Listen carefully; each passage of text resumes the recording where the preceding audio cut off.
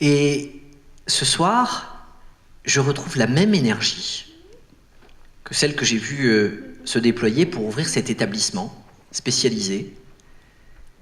Mais je la découvre avec une admiration, le mot a été utilisé par le maire des Ponts-de-Cé, avec une émotion et avec une fierté particulière. D'abord parce que l'histoire est singulière. Quelques mois seulement, des rencontres en marge et autour de la journée de l'autisme l'année dernière, et je salue Madame Gélin, la présidente de l'association qui accompagne le projet de la maison de l'autisme, la trésorière, tous les membres de l'association qui sont là, et un chemin qui a été parcouru avec une vitesse, une efficacité, une force de conviction, une capacité à fédérer les énergies, et qui aboutit à ce lieu unique. On pousse les portes. Il y a cette équipe de professionnels. Quel sourire. Un homme pour assurer la parité au milieu des 18 femmes qui font partie des professionnels, que je salue.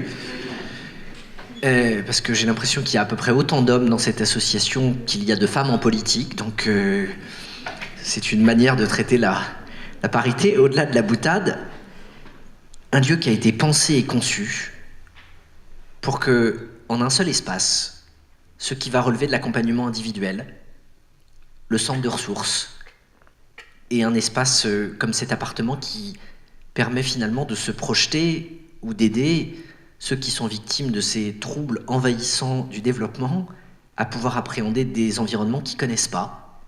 Ce qui est assez génial quand on sait la nécessité qu'il y a à apprivoiser un environnement pour ceux qui sont autistes avant de pouvoir s'y projeter complètement.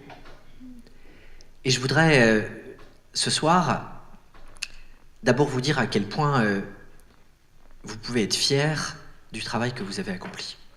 Il y a eu des remerciements ce soir. Mais j'aimerais élargir cette liste. D'abord, parce que je pense qu'une très grande part de cette énergie, elle est pas liée aux institutions, aux titres, aux reconnaissances des uns et des autres, mais d'abord à la force que vos enfants vous ont donnée pour vous mobiliser et faire en sorte, par rapport à ces murs dont je parlais tout à l'heure, de trouver l'énergie de les déplacer ou de les faire tomber. Et ça doit être une fierté pour toutes celles et tous ceux qui, depuis le début, avant même que le projet mûrisse, ont trouvé cette force et cette énergie vitale pour que ce soir ouvre un lieu unique dont j'ai la conviction qu'il peut être un exemple pour d'autres endroits en France. Et moi, c'est le message que je suis venu vous porter. Un message d'admiration, un message de remerciement, mais aussi un message d'engagement et de disponibilité pour les étapes qui s'ouvrent. Le message d'engagement, c'est celui de vous dire que vous avez réussi tout ça en continuant à compter d'abord sur vos propres forces. Que le moment de vous reposer un peu sur d'autres qui peuvent vous aider à prendre le relais est arrivé. Je viens vous dire que la mairie d'Angers, la communauté urbaine, qui n'ont pas été sollicités d'un point de vue financier, et je vous en remercie, dans des contextes d'arbitrage compliqués, ne seraient pas totalement hostiles à l'idée de vous donner un coup de main si ça pouvait vous soulager. Ça ne veut pas dire que vous êtes obligé de demander. Ça veut dire que vous avez évoqué la bienveillance, elle vous est acquise si vous avez des besoins. Et je peux vous assurer qu'avec Richard Yvon, qui est le président d'Angers-Loire Habitat, mais qui est également médecin dans le civil et qui est un de mes adjoints, on sera à vos côtés.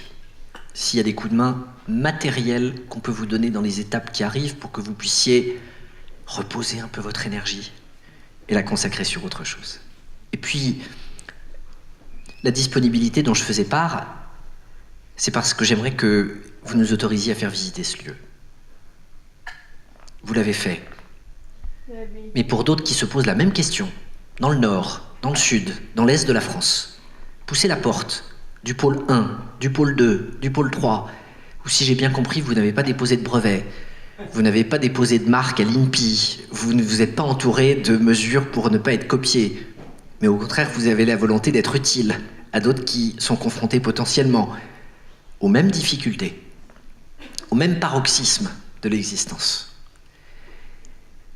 On va s'employer à regarder comment faire venir des personnalités médicales, gouvernementales, associatives, et comment ouvrir les portes de cette maison de l'autisme pour que le travail que vous avez accompli produise ailleurs en France, avec moins d'énergie de votre part et davantage de conséquences, des possibilités de multiplier les initiatives de ce type.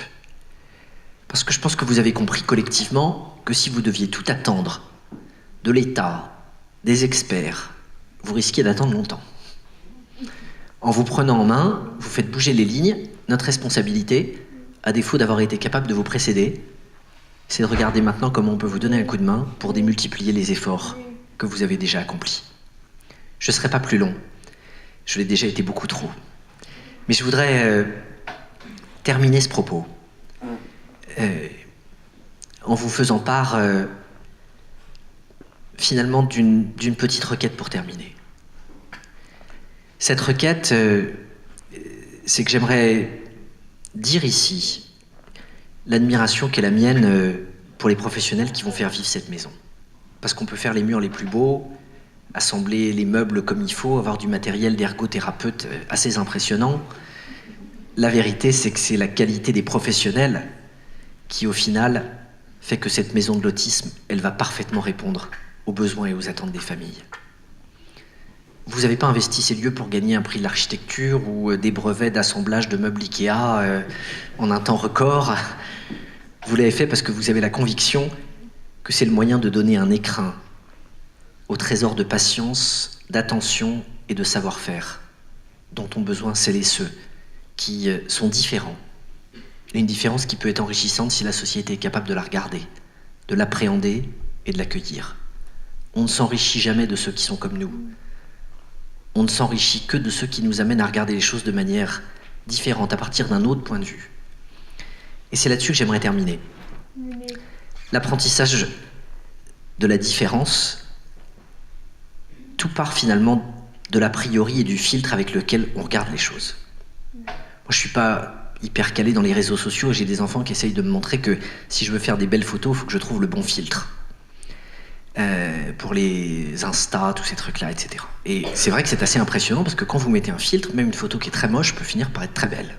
Le sujet, c'est comment on se met, nous, un filtre quand on regarde celui qui est différent. Et quel filtre on met avant de regarder l'autre, avant d'appréhender ce en quoi il diffère de ce que nous sommes. Le bon filtre, c'est le filtre du musée. Quand on va dans un musée, quand on va dans une galerie d'art, on a un regard qui n'est pas critique, qui est d'abord bienveillant. Où on se dit qu'on va se laisser séduire parce que l'artiste a voulu dire. Et que même si au premier regard ça nous semble différent, on va passer quelques minutes devant le tableau pour essayer de comprendre ce qu'il a voulu faire. C'est tout l'enjeu. C'est de regarder l'autre d'abord comme une œuvre d'art. En cherchant pas ce qui diffère, ce qui est différent, ce qui est difforme, ce qui est bizarre, ce qui ne correspond pas à l'habitude, mais ce qui est différent, ce qui va relever d'une forme de cohérence, d'harmonie, de force, d'émotion, dont on va se laisser submerger, dont on va se laisser imprégner, et qui va durer au-delà du moment où on aura fini la contemplation. Merci infiniment, Madame Émilie, de changer notre regard et de nous inviter collectivement à le faire. Bravo à tous ceux et à toutes celles qui ont permis d'arriver à ce résultat et comptez sur nous, modestement, pour faire en sorte de donner un coup de main pour vous aider à déplacer les quelques cartons qui vous restent encore pour que tout se passe bien. Très bonne soirée à tous.